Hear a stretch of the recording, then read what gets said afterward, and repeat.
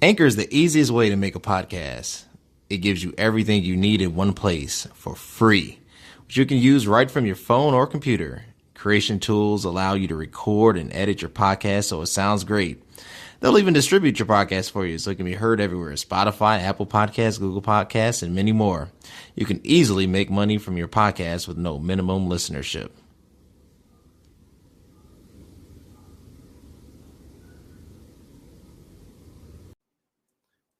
Awesome, everybody. Welcome back to another episode of It Is What It Is podcast. I'm your host, Cody Kelly. Thank you for tuning in. Look, I had to come with a special episode today because I've really been waiting for something newsworthy to happen. Usually I go live on Mondays, but today we switched it up just for this week.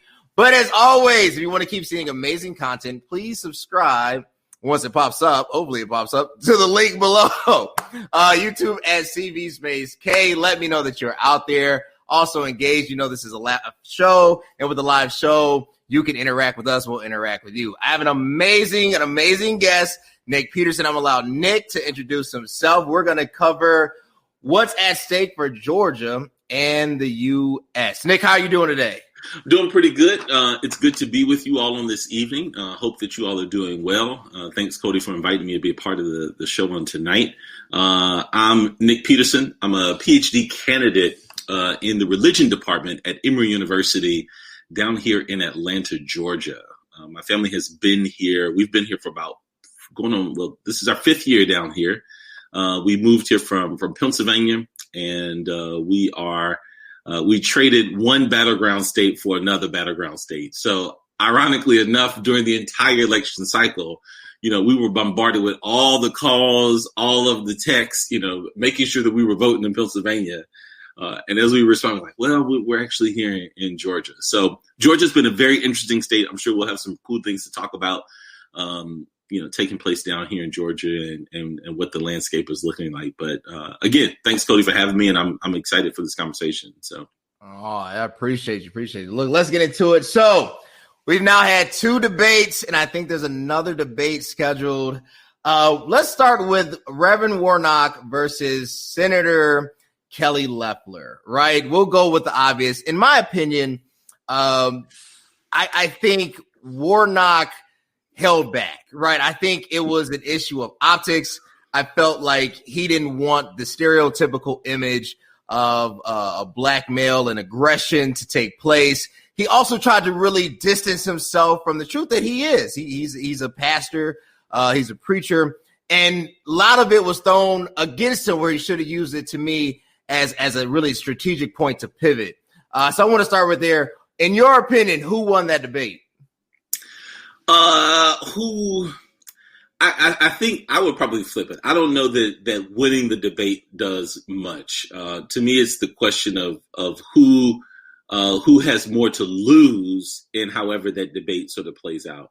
And I think it is definitely the case that Warnock has more to lose than Loeffler, in the sense that she is, even though she's only been in the Senate since January, as an appointment after Johnny Isakson retired. But I think as an opponent to the incumbent, there's definitely more for Kelly to lose in terms of Senator Loeffler to lose in terms of losing her current seat. But I think there is more for Warnock to lose in terms of actually shifting the balance of the Senate. So in that respect, I definitely agree with you. I think it was a lackluster performance for Warnock. And I think some of the opportunities that he could have had, probably if he had had some better strategic coaching, would have really helped him sort of reach, I think, his target audience. There's no question that he's got the black vote, right? So Atlanta is Warnock. That's kind of a given. But he needs to speak to the suburbs, right? The Atlanta suburbs. He's not going to pick up much in the rural areas. The best he can hope for there is that people actually don't come out to vote. But I think in terms of like some of these surrounding suburbs, Cobb County, Northern Gwinnett County, Forsyth, and some of these areas that surround that make up the Atlanta metropolitan area, I think he really did need to speak to those voters. And one of the ways that I think he could have done that was I think he really, really could have played up the king piece. because King is now everybody's hero, right? King's got McDonald's commercials. He's got Nike commercials. His voice is on Ford commercials during the Super Bowl. So there's this sense that, everybody feels like they can resonate with King, and he's preaching every Sunday, right?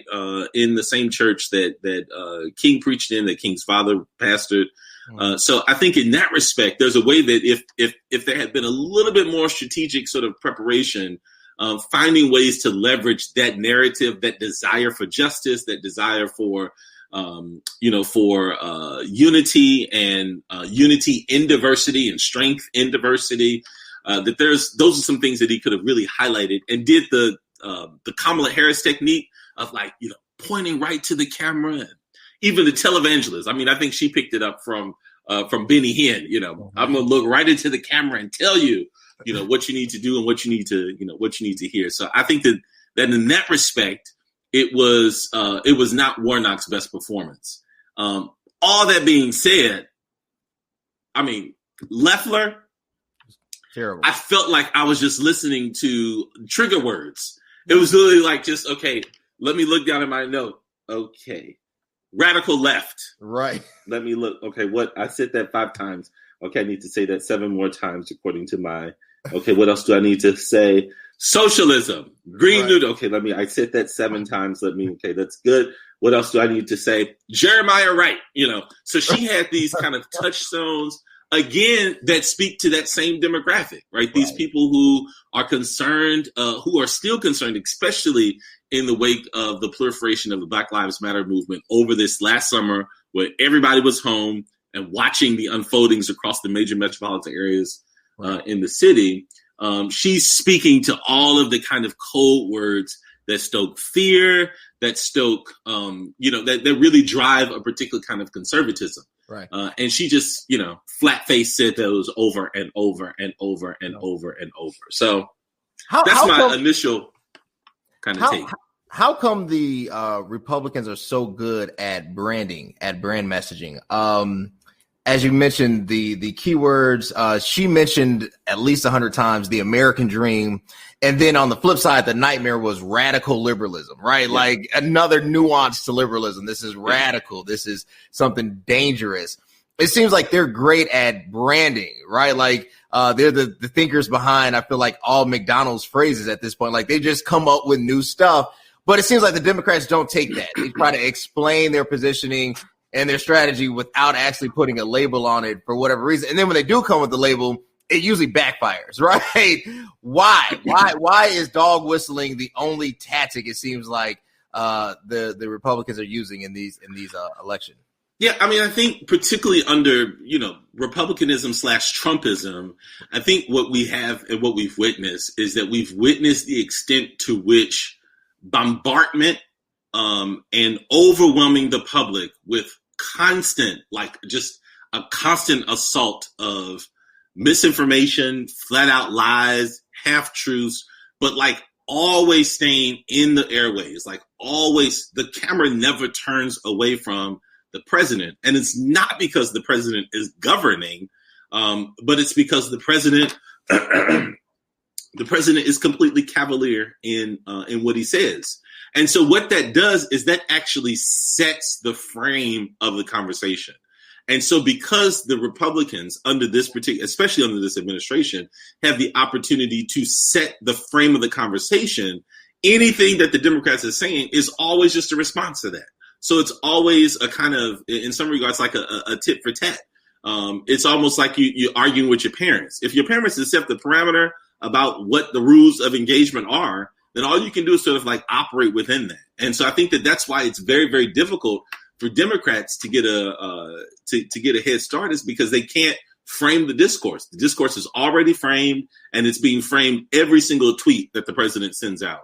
And there's just, I think with that, it just gets to be really, really, really difficult to get on the offensive when you're always kind of having to defend the attacks that are levied against the party that's actually not in control. It's true. Do you think, before the runoff, when we were doing the election for everybody, now we have this special runoff, Reverend Warnock was up over 300,000 votes, right? Do you see a major shifting in that? because of the fact that, Biden won Georgia first time since Jimmy Carter. Do you think that will have a negative connotation and there could possibly be a swing of 300,000 plus votes in the wrong direction? Or do you think that pretty much it will stay the same and Warnock will take that seat? I think it has the potential to stay the same. And one of the reasons why I say that is because that part of what made this election work to some extent in the Democrats' favor really has to do with some of the groundwork that Stacey Abrams laid here in making sure that voting was accessible for people, encouraging absentee ballots, encouraging early voting, all of those things, and allow, like, having that lead ground of just constantly, churches were conscripted in the project, making sure that their membership was engaged. Even my own church here was we were doing weekly sort of like check-ins and online information sessions, letting people know when, where they needed to vote. There was campaigns to help people get to the polls, to actually if they needed rides. So I think all of those things really, really worked well for the Democrats in this election. And the fact that the president really mismanaged the entire pandemic, right? This entire sort of COVID situation. Now, coming into this runoff, the fact that those things are still available. On Monday, we start early voting here. We still have our absentee ballot boxes up. You get absentee ballot. You could request an absentee ballot. You can still do that here in Georgia. So I think all of the fact that people can vote with a certain amount of ease is helpful. I suspect that if Republicans are trying to utilize those things now in terms of upping early voting and upping mail-in voting, that could, folks who sort of may have set out the general election or are not knowing now that Georgia is going to determine which way the Senate goes, and who will have the majority, or whether or not Vice President-elect Harris will be the deciding vote. I think that can motivate folks on both sides. What's been an interesting distraction, however, over the last few weeks really has been the president's behavior and the extent to which that may turn off some of these kind of critical suburban voters who are like, wow, is he just being a sore loser? And even if they can't vote or don't feel like they want to vote for Warnock or Ossoff, then, they may stay home. And so to some extent, I think the best thing that could happen for someone like Warnock is for many of those suburban folks to stay home. That makes sense. And speaking of Ossoff, his debate was interesting. He might be the first senator, or not senator, but running for Senate seat, first political candidate to debate against nobody. I had the pleasure of watching his, I wouldn't call it a debate, but it's more like a 27-minute interview for the job, because his opponent decided to ghost the debate and not tell anyone, right? First of all, obviously there's not a crime. I guess, it's unprecedented, but this is 2020. Everything is unprecedented. Not showing up for a debate that you agreed to. Where do you go from there? Like, what message does that send to your base? Like, I don't care, or it doesn't matter, or is this, and the second part, is this some type of evil strategy to form some type of pseudo government that basically is going to operate antagonistic to the incumbent administration? Yeah, I think there's no question there's going to be antagonism to the incumbent administration, right? That there is, regardless of who, of how things shake out for the Senate, I think there's going to be no question that the incumbent lame duck president will continue to host campaigns and will do everything in his power to make the GOP the Trump party. And his party. And I think where that has tied Loeffler and Perdue's hands is that they've kind of had to decide, are they on Team Trump or are they some other kind of Republican? And for fear of losing Trump's base, they've kind of had to dance that line. The question that was asked directly to Loeffler was like, did the president win or did he lose the election? And there's this kind of like evasiveness around that. And I think the same thing for Perdue. Perdue, again, who is an incumbent, feels like he doesn't probably need to dignify, the actual debate with his presence. The other piece, that always could be at work too, which we don't know, and I think they could be tight-lipped about that as well. We don't know if the man got sick or if he thought he may have gotten sick or, a test didn't come back in time. All of those things are possible. But to my knowledge, he hasn't, offered any kind of apology or any kind of follow-up statement about not showing up for a debate that he agreed to. But in terms of what that impact will be, who knows? I mean, really, it is one of those things where it's like, it says something about the extent to which I would say the way we narrate democracy and the way we narrate a participatory democracy can be challenged by that. So here it is that you're tasked as a senator to represent the entire state, and the opportunity that you have to actually speak to the state is one that you choose not to take. Says a lot. It does say a lot. It was an interesting statement Ossoff made, and I agree with him. I thought it was like an easy grab, but if you kind of understand the facts behind it, it might have been a slippage point. If he was actually debating somebody, he could have got caught on it. He said, in response to Perdue blocking the $1,200 stimulus this time around, and he was like, yes, I support direct relief to the people for these stimulus checks.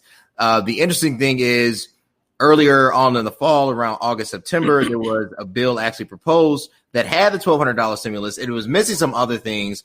It was missing renters protection. It was missing some vital pieces, but it did have the direct payment again that was actually denied by the Democrats. Now with this bill, this $8 billion proposed package, it doesn't have the direct cash payouts. Do you think right now $1,200 stimulus check is that too little, too late? Is that just low hanging fruit? Like, should we move on to something that's really actually going to provide assistance, or is it just par for the course?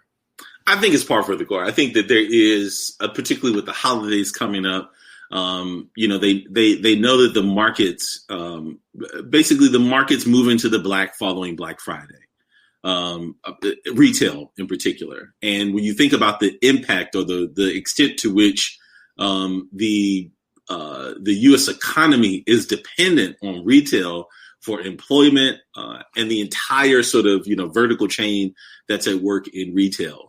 Even though we don't manufacture the stuff that we sell, the fact that we need folks to drive it from the freight ships that come from China and Asia to bring it here, and we need truckers to be on the road to get it from the port cities to the interior cities, all of that kind of stuff. Retail is important. Walmart and Amazon have not suffered during the pandemic, and we can be very, very clear about that. So the idea of trying to put some money in people's pockets before the year's out, I think is just very much, again, it sort of harkens to the logic that Bush gave us after 9/11. Go out and shop. Go out if you want to help the economy. Go out and shop. And I think that's kind of the pieces that they want to be able to do, that Christmas gifting kind of thing to mark the holidays. But I think just in terms of and really what's taking place with the pandemic is really, really showing us how wide the gap can be between the haves and the have-nots. And it's showing us the extent to which those who are the most vulnerable in our society have to take the most risks in order to make ends meet, and still, can't make ends meet. So I think to really contend with that is to really address that would require a kind of program that's addressing issues in childcare and education. It's addressing issues in healthcare discrepancies. It's addressing issues in housing, and not only just affordable housing, but safe housing. Obviously most of the country is in winter now, and who's talking about the homeless? Like we're talking about the pandemic, but nobody's talking about the fact that there are still millions of Americans who sleep under bridges, outside, who are relying on shelters that don't have the capacity to house people because they need to provide some level of safety in social distancing practices. But there's been nothing, that's been mentioned about the absolutely most vulnerable, so much as it has been, we got college students who are protesting, college student debt, which, I'm I'm one of them people, in that group in terms of who has education debt. Yeah. But even the acquisition of that debt reflects a kind of privilege that many folks, a lot of people who've even served our country, right, in the military, who we hold, if they had died, they would be saints, but who as kind of wounded warriors, come back and are not able to access the services that would actually, help them. So I think in terms of what they're trying to do is it's good press. It's good press, and it would sort of support the notion of sending people home with a few pennies for the holidays. So. No, that makes a lot of sense. And talking about that wealth divide, that gap has increased, right?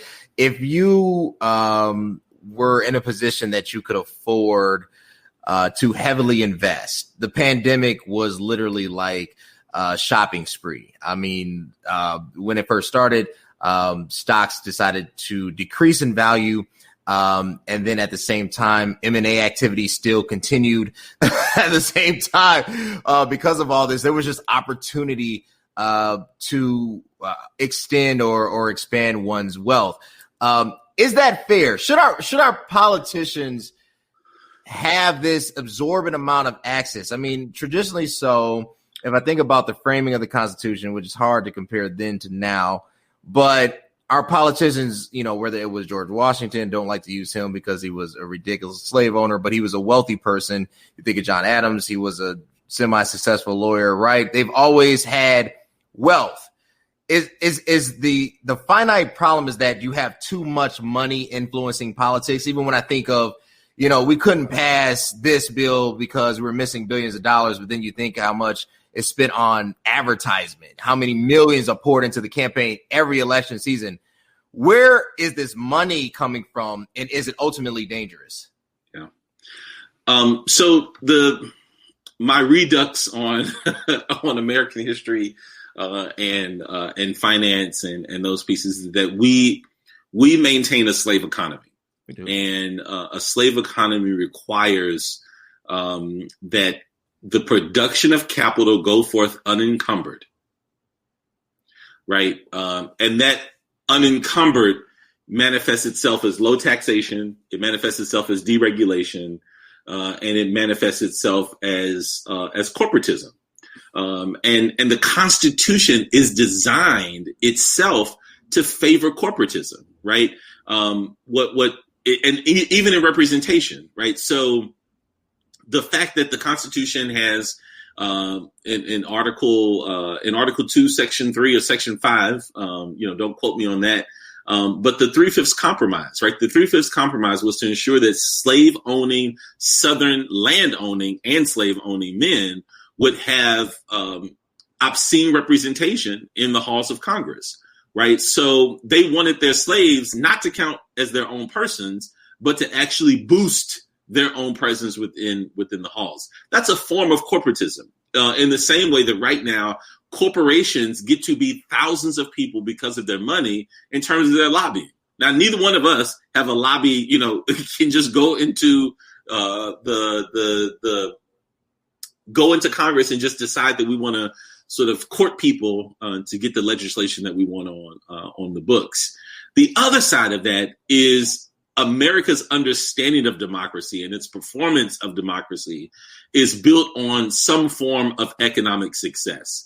And the only way that happens is that the government has to prioritize the economy over its citizenry, because it's conditioned us to understand that a healthy economy means a healthy citizenry. And so the function of the government is to actually ensure that corporations are able to survive and able to do business in ways that would then allow them to hire people and to, create competitive markets that produce jobs and yada, yada, yada. All of these things that, that we learn, or maybe we don't learn in civics and economics. But to that extent, the primary function of the law, the primary function of regulation, the primary function of any of those things is not to uphold the individual rights of the American people, but it is to ensure that our GDP is increasing every year.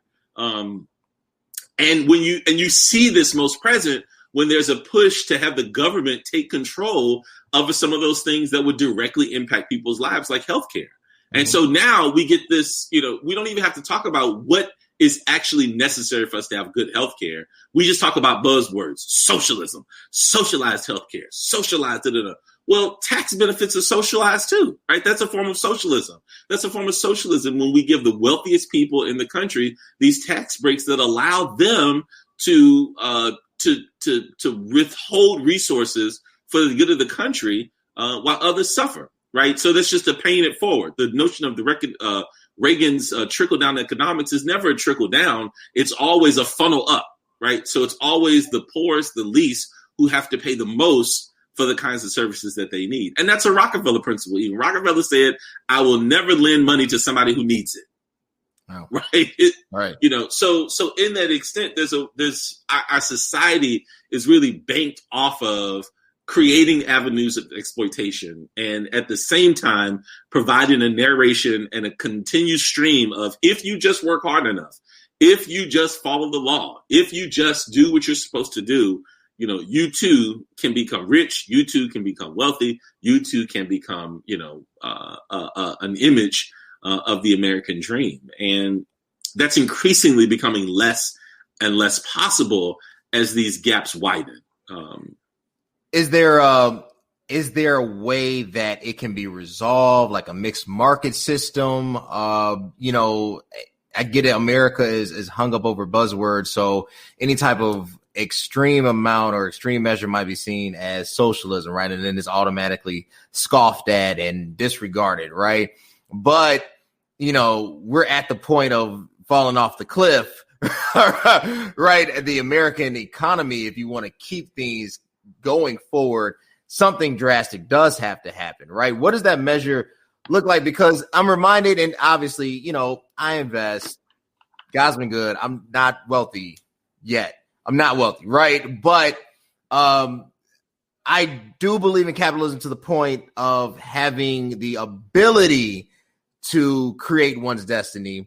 But I'm totally aware of the origin and its demagoguery and its insidiousness and everything evil with it that has to be done away, right? So I like the pure stance on it, but not the reality of it. And that's why I believe that it has to be a fully functioning system. Karl Marx said in Communist Manifesto, I hate to quote that book, but Karl Marx said, basically people would grow tired of capitalism and then one day revolt. Is there something on the horizon that you see, like you think of the Andrew Yangs coming into the forefront, that we're going to have more of a mixed market system?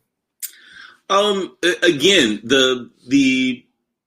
I really like to. I know capitalism is a word that sounds good, but I really like to talk of the American project as a form of both colonialism and settler colonialism, which would require the forced removal and the genocide of those who were previous inhabitants of the land, and a full-on exploitation of human labor through a means by which you don't determine it as human.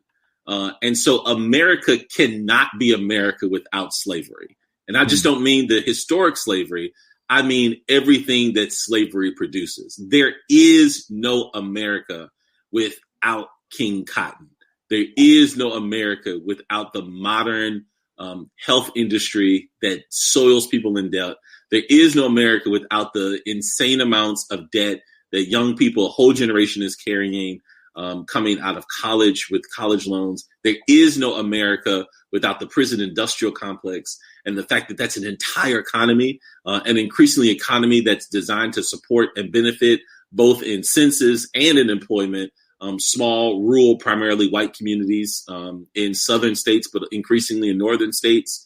There is no America without an educational system that's banked off of the racism that's embedded in the housing industry as it stands. The truth is you can have the exact same build of house on the exact same in the exact same city, but if white folks live there, it's worth more than if black folks or Latino folks or other folks who live there.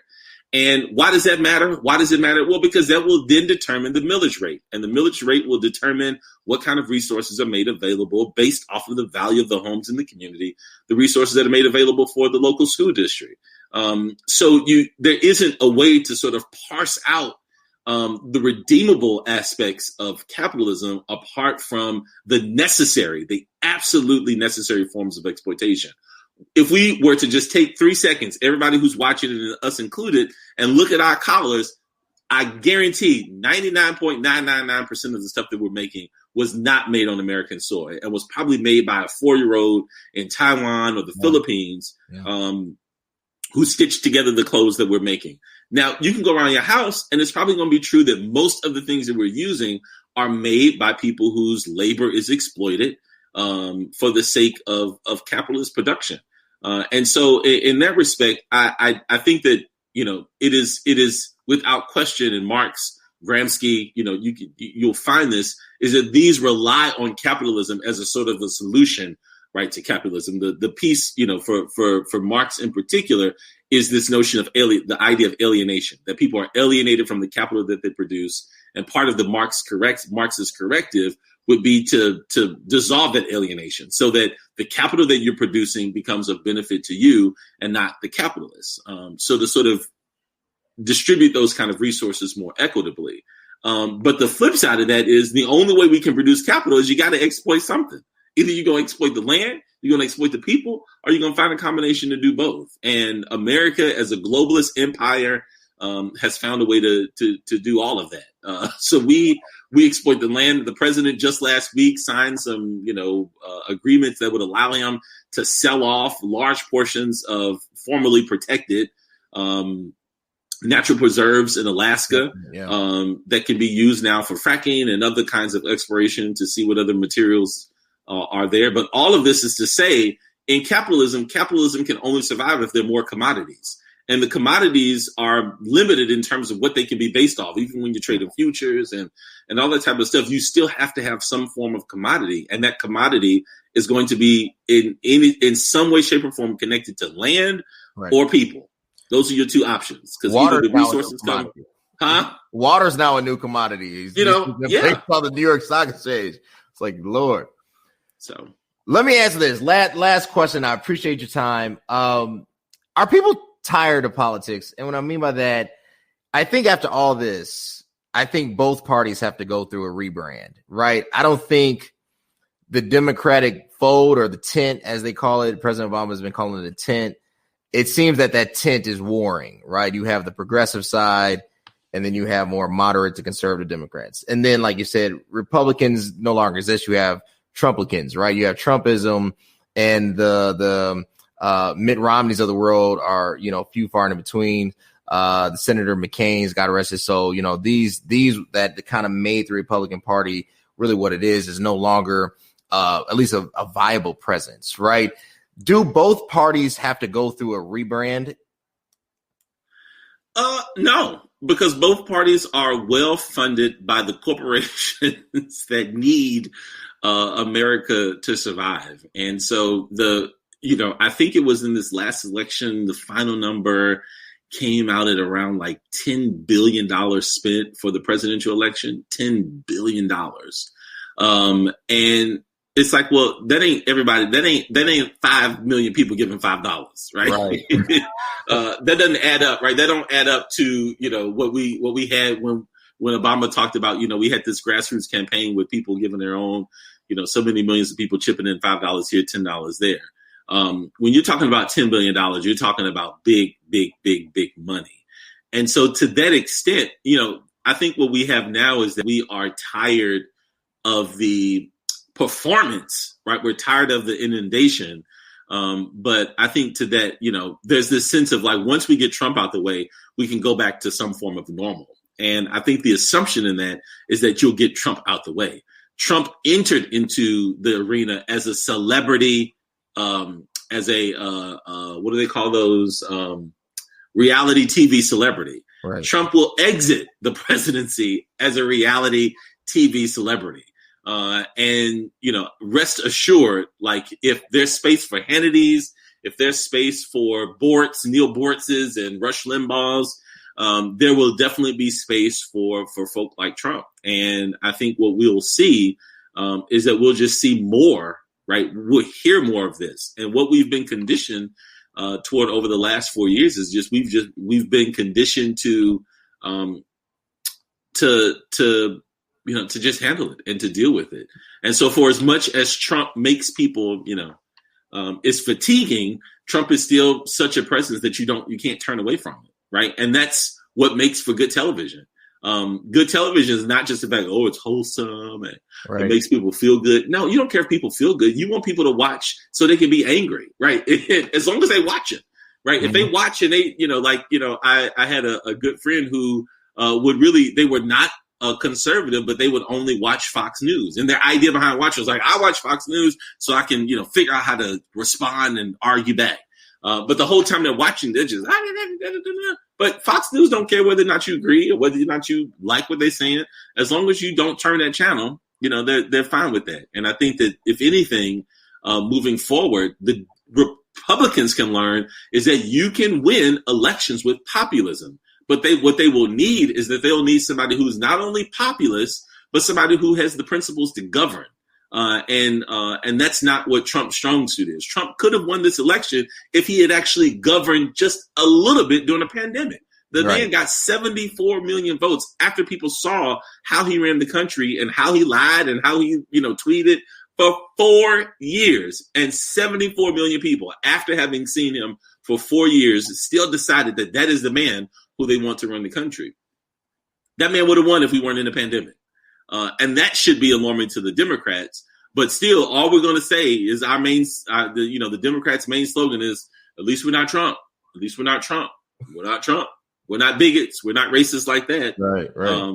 But I don't think we'll see a turning point because Trump still commands so much of our attention that it really won't be, something different, I think, until he's until he's found another horse to ride. But in the meantime, I don't think there's going to be any rest. I think that he's still going to be campaigning during Biden's entire presidency. And since he lost this election and technically could be president again, I think he's going to be the person who decides who's going to be on the GOP ticket.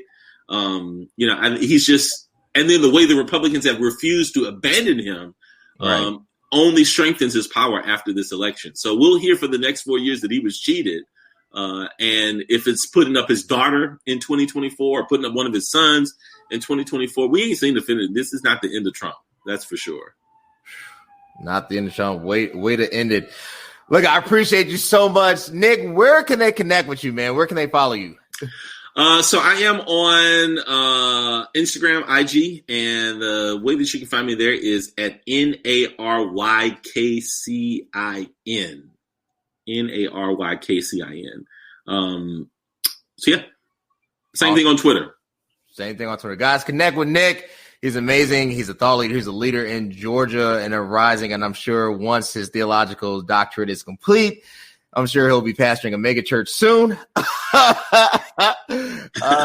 in somewhere here in the United States. I appreciate you so much. Look, we got some amazing stuff. I've been working on a few things as far as episodes and content. Be on the lookout. Be on the lookout. It's going to be a wild January. I'm going to do a couple episodes in December, but 2021 will be all heat. I appreciate my guest, Nick. Thank you so much. We will connect again. Until next time, guys. Yes, take care.